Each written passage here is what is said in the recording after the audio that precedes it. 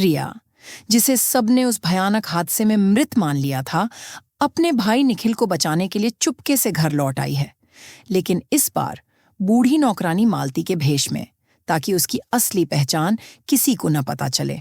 निखिल, जो एक साजिश भरे हादसे के बाद बिस्तर पर है और बोल नहीं पाता, अपनी पलकों के इशारे से रिया को बताता है कि वह उसकी बात सुन रहा है, जिससे रिया की उम्मीद जाग उठती है और वह हर हाल में निखिल को ठीक करने का प्रण लेती है। लेकिन तभी उसकी बचपन की दोस्त जिया और घर की चालाक बहू शालिनी कमरे में आ जाती हैं और रिया फुर्ती से अपना भेष संभाल लेती है। हालांकि जिया को मालती की हरकतों में कुछ अपनेपन का एहसास होता है, जो उसे रिया की याद दिलाता है। जिया का शक गहराता जाता है, खासकर जब वह देखती है कि निखिल की हालत में रिया की देखभाल से सुधार हो रहा है। एक रात जिया चुपके से रिया को निखिल से बात करते सुन लेती है और सच सामने आ जाता है कि मालती कोई और नहीं बल्कि रिया है, जो निखिल को बचाने और साजिश का पर्दाफाश करने घर लौटी है। रिया जिया को बताती है कि कैसे शालिनी और उसकी सहेली ममता ने मिलकर निखिल के हादसे की साजिश रची थी और कैसे दादी ने रिया को घर से निकाल दिया था।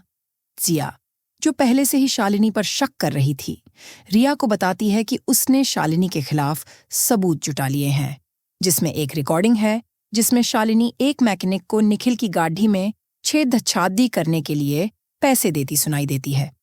रिया और जिया मिलकर योजना बनाती हैं, लेकिन सावधानी बरतती हैं, क्योंकि शालिनी और ममता इस बीच घर की जायदाद हड़पने के लिए कागजात तैयार कर रही हैं और अपनी जीत की खुशी मना रही हैं। रिया को शालिनी के कमरे में जायदाद के कागजात मिलते हैं, जिससे पता चलता है कि शालिनी का इरादा सिर्फ निखिल को खत्म करना ही नहीं, बल्कि पूरे परिवार की संपत्ति अपने नाम करना है। निखिल, जो अब धीरे धीरे ठीक हो रहा है, रिया को बताता है कि उसने शालिनी और ममता की बातें सुनी थीं, जिसमें उन्होंने हादसे की साजिश कबूल की थी। रिया और जिया पुलिस को बुलाती हैं और एक बड़े खुलासे में निखिल सबके सामने शालिनी और ममता की करतूत बयान करता है, जबकि जिया सबूत पेश करती है। पुलिस शालिनी और ममता को गिरफ्तार कर लेती है, लेकिन दादी, जो इस साजिश में चुपके से शामिल थी, डर जाती है कि कहीं शालिनी उसका नाम न ले ले। रिया और जिया अब दादी की चाल को भी बेनकाब करने की ठान लेती हैं, ताकि परिवार को पूरी तरह से इंसाफ मिले।